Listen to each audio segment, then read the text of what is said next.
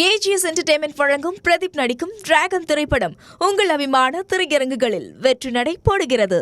விடாமுயற்சி படம் ரிலீஸ் ஆகி ஒரு பெரிய ஹிட்டு. அஜித் ஃபேன்ஸ் எல்லாருமே வந்து அந்த படத்தை ரொம்ப கொண்டாடினாங்க.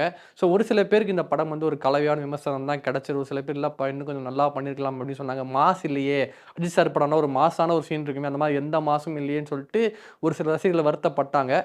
பட் அந்த வருத்தமெல்லாம் போக்குற மாதிரி அடுத்த இந்த மாதம் கடைசியில் குட் பேட் அக்லியோட டீசர் வர்றதுக்கு நிறைய வாய்ப்புகள் இருக்குது. ப்ரொடக்ஷன் ஹவுஸ்லேருந்து அந்த ப்ரொடியூசர் ராகுலே வந்து நெக்ஸ்ட் வீக் ஃபன் இருக்கு மாமே அப்படின்னு சொல்லிட்டு ஒரு ட்வீட் ஒன்று போட்டிருந்தாரு. ஸோ கண்டிப்பாக குட் பேட் அக்லியை பற்றின ஒரு டீசர் வரதுக்கு நிறைய வாய்ப்புகள் இருக்குது. ஸோ அந்த டீசர் டீசர் பார்த்தவங்க எல்லாருமே என்ன சொல்கிறாங்க, ட்விட்டரில் வந்துக்கிட்டு ஒரு இது வரைக்கும் நீங்கள் பார்க்காத ஒரு அஜித் சாரை பார்க்க போகிறீங்க, ஒரு ஃபேன்ஸ் ஃபெஸ்டிவலாக இருக்கும் அப்படின்னு சொல்லிட்டு சொல்கிறாங்க. என்னன்னு சொல்லிட்டு டீசர் வந்தால் தான் தெரியும். அது மட்டும் இல்லாமல் குட் பேட் அக்லி படத்தில் அஜித் சாரோட இன்ட்ரோ ஷாட் வந்து அவரோட ஃபேஸ் ரிவீலிங் சீன் வந்து வேற மாதிரி இருக்குமா, அது வந்து ரொம்ப ஸ்டன்னிங்காக இருக்கும்னு சொல்லிட்டு சுப்ரீம் சுந்தர் வந்து ஒரு ரீசெண்டாக ஒரு இன்டர்வியூவில் சொல்லியிருக்காரு. இதுக்கு இந்த விடாமுயற்சியில் நீங்கள் என்னென்னலாம் விட்டீங்களோ அதை விட 10 மடங்கு குட் பேட் அக்லியில் இருக்கும் அப்படின்னு சொல்லிட்டு சொல்லியிருக்காங்க. இந்த விஷயம் கேட்ட உடனே நம்ம AAA படத்தில் வந்து என்னதான் படம் வந்து விமர்சனம் பெற்றாலும் சிம்பு சாரோட இன்ட்ரோ நமக்கு தெரியும், அவ்வளோ மாசா பிரம்மாண்டமாக இருக்கும். சிம்பு சார் இன்ட்ரோ வந்து கிட்டத்தட்ட அதுவே ஒரு 5 நிமிஷம் ஸ்டேஜிங்காக அமைச்சிருப்பாரு ஆதிக் அவர்கள். ஸோ கண்டிப்பாக அந்த மாதிரி ஒரு இன்ட்ரோ நம்ம எதிர்பார்க்கலாம் குட் பேட் அகில. ஸோ அது மட்டும் இல்லாமல் எனக்கு நிறைய ஃப்ரீடம் கொடுத்தா அஜித் சார் இந்த படத்தில் ஒர்க் பண்ணுறதுக்கு அப்படின்னு சொல்லியிருக்காரு. ஸோ டீசர் வர அன்னைக்கு தான் தெரியும் குட் பேட் அகிலி என்ன மாதிரி ஒரு சம்பவம் பண்ண போகுது அப்படின்னு சொல்லிட்டு. ஸோ இந்த படத்துக்கு பேக்ரவுண்ட் ஸ்கோர் வந்து ஜிவி பிரகாஷ் தான் பண்ணுறாரு. ஜிவி கிட்ட எந்த ஃபேன்ஸ் எப்போ கேட்டாலும் இந்த படம் வந்து ஒரு மிகப்பெரிய ஒரு மாசாக இருக்கும், ஒரு ரொம்ப நீங்கள் எதிர்பார்க்காத அளவுக்கு இந்த படம் இந்த பாட்டு இருக்கும், இது வரைக்கும் நான் பண்ணாத ஒரு பிஜிஎம்முக்கெலாம் பண்ணியிருக்கேன், ஃபயராக வந்துருக்குன்னு சொல்லிட்டு ஏகப்பட்ட ஹைப் ஏற்றிக்கிட்டே இருந்தார். இப்போ ரீசெண்டாக கிங்ஸ்டன் படத்துக்கு கொடுத்த இன்டர்வியூவில் கூட என்ன சொல்லியிருந்தாருன்னா, நான் அஜித் சார் கூட கிட்டத்தட்ட 19 வருஷம் கழித்து சேர்றேன், ஸோ அதனால் இந்த படம் எனக்கு ரொம்ப ஸ்பெஷலான ஒரு படம், பிஜிஎம்லாம் சும்மா மாசாக திரிக்கும், ஒரு ஃபெஸ்டிவலாக இருக்கும், ஒரு ஃபேன் ஃபெஸ்டிவலாக இந்த படம் இருக்கும் அப்படின்னு மட்டும் சொல்லாமல் எந்த மாதிரி இருக்கும் கேட்டதுக்கு, எப்படி வந்து ரஜினி சாருக்கு ஒரு பேட்டை, கமல் சாருக்கு வந்து விக்ரம் மாதிரி ஒரு ஃபேன் பாய் சம்பவம் நடந்துச்சோ அந்த மாதிரி வந்து குட் பேட் அக்லி வந்து ஒரு அஜித் சாரோட ஃபேன் பாய் சம்பவமா இருக்கும்னு சொல்லிட்டு இன்னும் எக்ஸ்பெக்டேஷனை கிளப்பி விட்டுருக்காரு.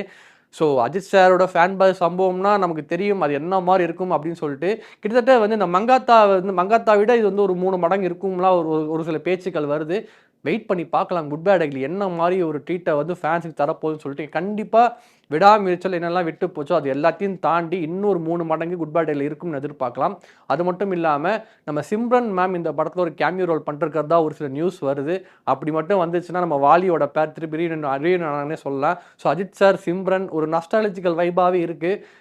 ஆதிக் என்ன குக் பண்ணிருக்காருன்னு தெரியல. அஜித் சார் மட்டும் சாட்டிஸ்ஃபை பண்ணாமல், அவரோட ஃபேன்ஸை சாட்டிஸ்ஃபை பண்ணாமல், ஜென்ரல் ஆடியன்ஸ் வந்து எல்லாரும் கொண்டாடுற ஒரு ஃபேன் பாய் சம்பவமாக குட் பேட் அக்லி இருக்கிறதுக்கு நிறைய வாய்ப்புகள் இருக்குது.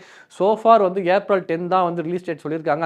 அந்த ரிலீஸ் டேட் இன்னும் அவங்க போஸ்ட்பாண்டும் பண்ணலை. ஸோ கண்டிப்பாக April 10 அன்னைக்கு அஜித் சார் ஃபேன்ஸுக்கு மிகப்பெரிய திருவிழா கொண்டாட்டம் இருக்குது. இந்த மாதம் எண்ட்லேருந்தே அந்த திருவிழா ஸ்டார்ட் ஆகிடும். ஏன்னா அடுத்தடுத்து பாடல்கள் இருக்குது, ட்ரெய்லர்கள் இருக்குது, இன்டர்வியூ இருக்குது, எல்லாமே இருக்குது. வெயிட் பண்ணி பார்க்கலாம் குட் பேட் அக்லியோட அடுத்த அப்டேட் எப்படி இருக்க போகுது. ஸோ ரீசெண்டாக ரஜினி சார் வந்து பார்த்தீங்கன்னா வந்து மாரிசுராஜ் கதையை கேட்டுட்டு இந்த கதை நான் நடிக்க வேணாம் நோ சொல்லிட்டு சில நியூஸ் வந்துச்சு.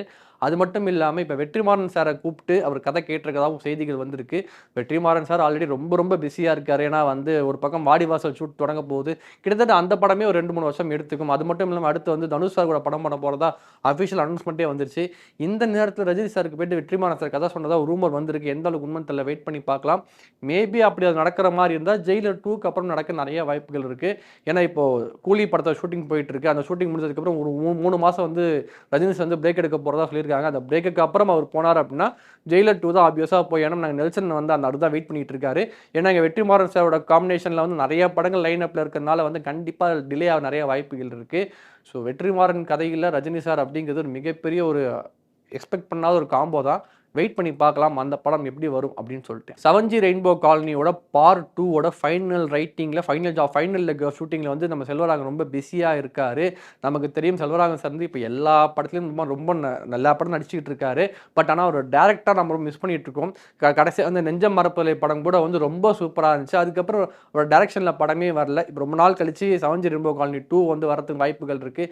இந்த 2க்குமே வந்து மிகப்பெரிய எதிர்பார்ப்பு இருக்குது. ஏன்னா அந்த அனிதா போனதுக்கப்புறம் இங்கே வந்து கதிர் என்ன ஆனாங்கிறது வந்து மிகப்பெரிய ஒரு ஒரு கேள்விக்குறி தான். அதை செல்வராகவன் எந்த ஜஸ்டிஃபை பண்ணான்னு சொல்லிட்டு வெயிட் பண்ணி பார்க்கலாம். அது மட்டும் இல்லாம மென்டல் மனதில் படம் நம்ம ஜி பிரகாஷ் வச்சு பண்ணிட்டு இருக்காரு. அந்த படத்தோட ஷூட்டிங் ஒரு பக்கம் நல்லா சூப்பரா போயிட்டு இருக்கு.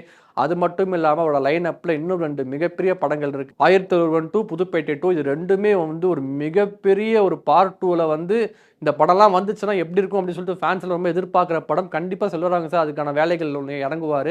இந்த படம் எனக்கு தெரிஞ்சு புதுப்பேட்டை 2 ஆகட்டும் 1001 2 ஆகட்டும் 2மே வந்து ஒரு மிகப்பெரிய பட்ஜெட், மிகப்பெரிய கேஸ்டிங், மிகப்பெரிய டைம் எடுக்கிற படங்கள். ஸோ வெயிட் பண்ணி பார்க்கலாம் செல்வராகவன் வந்து எப்போ அந்த படங்களை தொடங்க போகிறார் அப்படின்னு சொல்லிட்டு. இப்போ நமக்கு தெரியும் கூலி படத்தில் யார் வந்து ஃபீமேல் கேரக்டர் பண்ணுறாங்கன்னா நம்ம ஸ்ருதி ஹாசன் தான் அந்த படத்தில் பண்ணிட்டு இருக்காங்க. ஸ்ருதி ஹாசன் இப்போ வந்து ஜனநாயகன் படத்தில் வந்து ஒரு மெயினான இம்பார்ட்டன்ட் ரோல் ஒன்று ப்ளே பண்ணுறதா சொல்கிறாங்க. கிட்டத்தட்ட அவங்க வந்து கன்ஃபார்ம் ஆகிட்டாங்க ரோல் அப்படின்னு சொல்லிட்டு இருக்காங்க. பட் அபிஷியல் கேஸ்டிங் அப்டேட் இன்னும் வரல. ஆனால் எல்லாருமே சொல்கிறதுன்னா ஸ்ருதி ஹாசன் ஒரு கீ ரோல் ப்ளே பண்ணுறாங்க ஜனநாயகன் படத்தில் அப்படின்னு சொல்லிட்டு சொல்கிறாங்க. அது மட்டும் இல்லாமல் ஜனநாயகன் படத்தில் நடிச்சிட்டு இருக்கிற நம்ம ஹீரோயின் பூஜா ஹெக்டே வந்து கூலி படத்தில் வந்து ஒரு ஐட்டம் டான்ஸ் ஆடிருக்காங்க. அதாவது எப்படி வந்து ஜெயிலரில் வந்து காவாலா காவாலா மாதிரி இதில் வந்து ஒரு சாங் ஒன்று இருக்குது அப்படின்னு சொல்லிட்டு சொல்கிறாங்க. என்னன்னு தெரியல, வெயிட் பண்ணி தான் பார்க்கணும்.